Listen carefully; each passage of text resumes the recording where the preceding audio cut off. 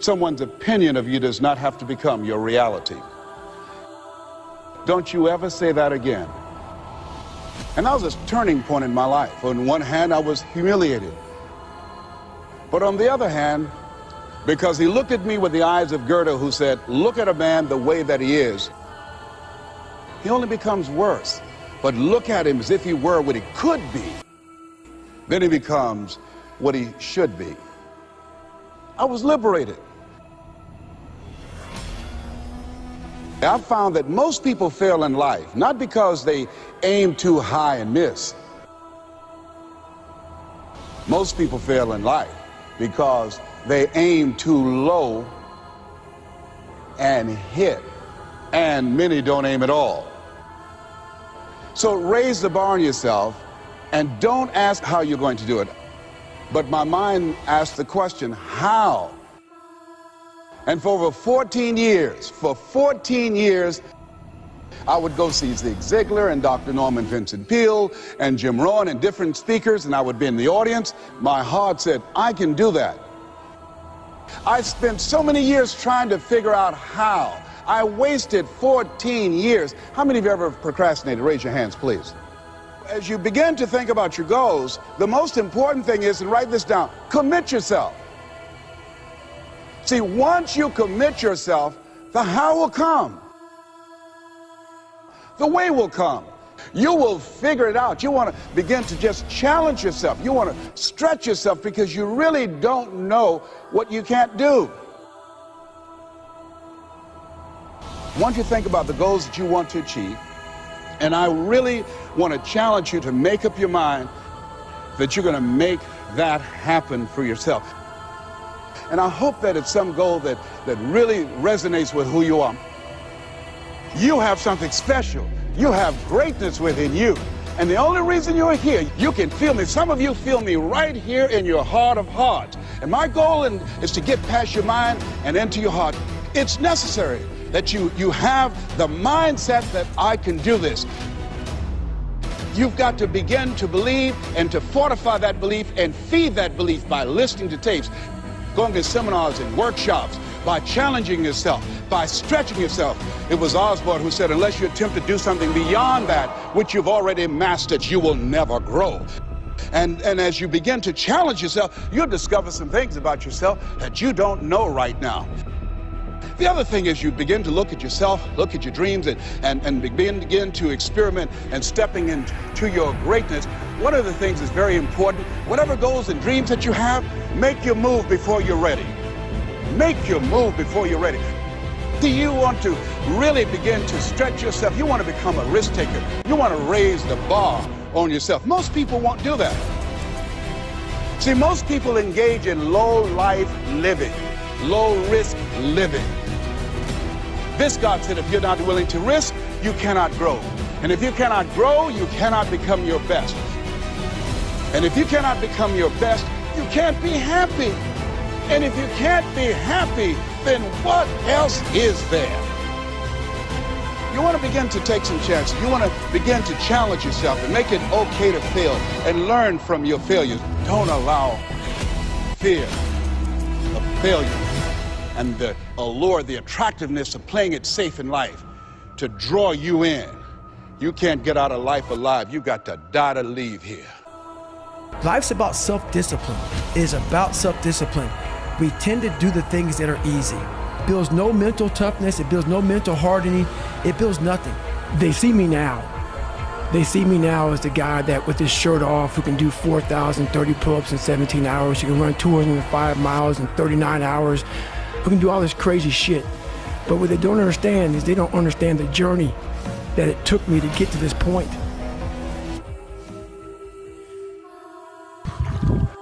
Never forget to train your fucking mind. In life, a lot of us work our fucking ass off trying to get to a better place. A place that makes us feel better about ourselves. Some people want to do ultra races. They're starting to PR during training. Some people want to be a lawyer or a medical student, so they're taking these practice tests, and they're fucking crushing the practice test. But guess what happens? Once you get to the actual fucking event, your mind isn't ready. Your mind's not prepared. You've been studying, you've been training, you've been working out, but your mind's not prepared. Story for you. When I was 19 years old, I was going through the Air Force trying to be a pararescueman. I was doing push-ups, sit-ups, swimming. I was doing all this shit, knocking out of the park. One of the best in the class. But the second the fucking op hard. If you want to be great, you want to be the baddest motherfucker ever at what you do, you could be misunderstood by everybody. Because you're gonna be so fucking obsessed and so driven to get there. That's what it takes. It takes every second of your fucking life. Anybody says balance? Yeah, balance is important for a lot of fucking people. It is. But if you wanna fucking go to that edge where people do not like you, don't understand you, question everything you fucking do, you've arrived. When you are misunderstood to the point where fucking people think you're psycho and you're nuts and you're this and that, why are you in the fucking gym at 1 o'clock in the fucking morning? You just got through doing an op for fucking 13, 14 hours after Ranger School, man, at the gym. What's wrong? You will never understand what is wrong with me. And that's why I'm so fucking glad you don't. Of obsession and drive. Where people are like, what the fuck is wrong with this guy? Because I'm in the right fucking spot.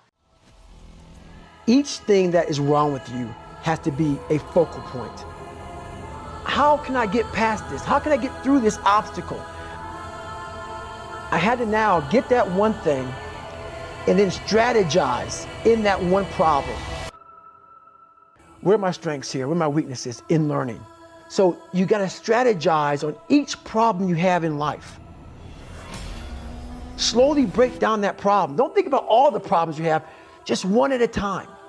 And before you know it, you fix all these problems, but you cannot focus on all of them. Just on the one thing at a time. So the first half of the run, I'm feeling great.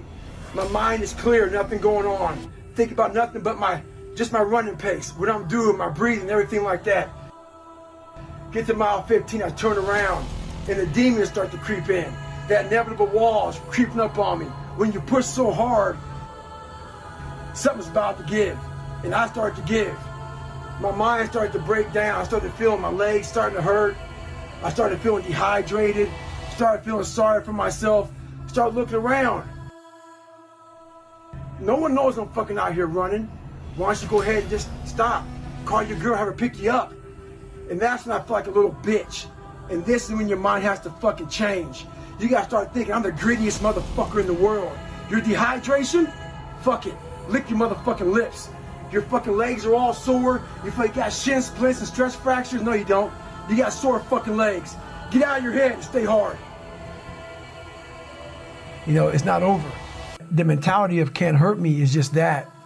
No matter what's in front of you, man. But if you can get through to doing things that you hate to do, on the other side is greatness. That's what people don't understand. By me running, I am callous in my mind. I'm not training for a race. I'm training for life. I'm training my mind and my body and my spirit so it's all one, so I can handle what life is going to throw at me. Because the life I've lived, it throws a whole bunch at you. And if you're not physically and mentally prepared for that, you're just going to crumble. Other thing is you look at yourself and look at your dreams, detoxify your life, write that down. See, I think that most people never achieve their true goals in life because they're surrounded with too many toxic, negative, energy-draining people. You've got to look at the people in your life and ask yourself the question, what is this relationship doing to me? How is it impacting my life? Am I a better person? Sidney Poitier wrote a book called The Measure of a Man. In there he said, when you go for a walk with someone, something happens unconsciously. It's not spoken. Either you adjust to their pace or they adjust to your pace. Whose pace have you adjusted to? But make sure these are people that you can learn from.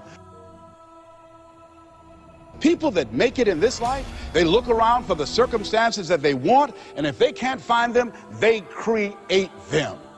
You've got to take ownership. You've got to take responsibility. You've got to say with conviction, I expect to win. Repeat out to me, please, provide more service than you get paid for.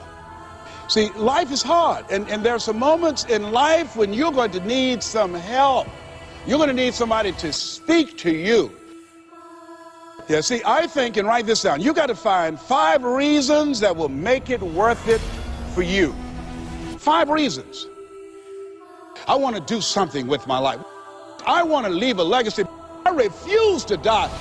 Do you want to become successful? You got to be hungry.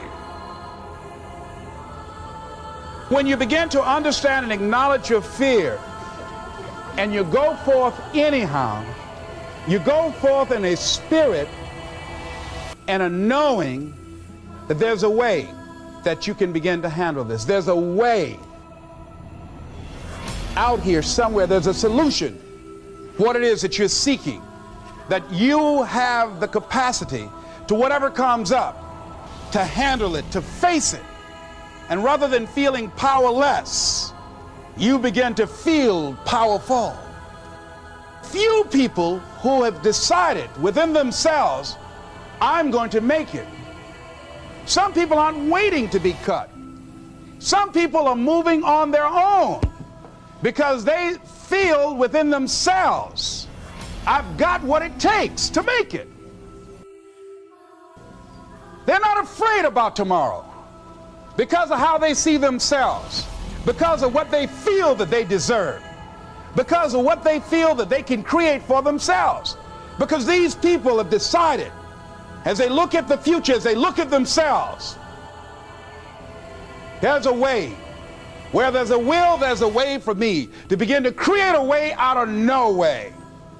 And when you have that kind of consciousness, when you have that kind of spirit, nothing can stop you. And I'm saying to you that all of us who have been entombed by fear have the capacity to resurrect ourselves. Is it easy? No. It's not easy. Can I do it? Yes. Sometimes we need somebody to help us out, to get some assistance. Nothing. What would your life be like as you look toward the future if you decided, I'm not going to allow my fears to stop me? What would your life be like? What would your future be like if you decided to want that which you desire so strongly that it prepares you past your fears, that you experience the fear, as the one book says, feel the fear and do it anyway. Everybody's not going to like you. If I decided to experience the fear of rejection, the fear of no, the fear of failure, the fear of standing by myself, what else is available?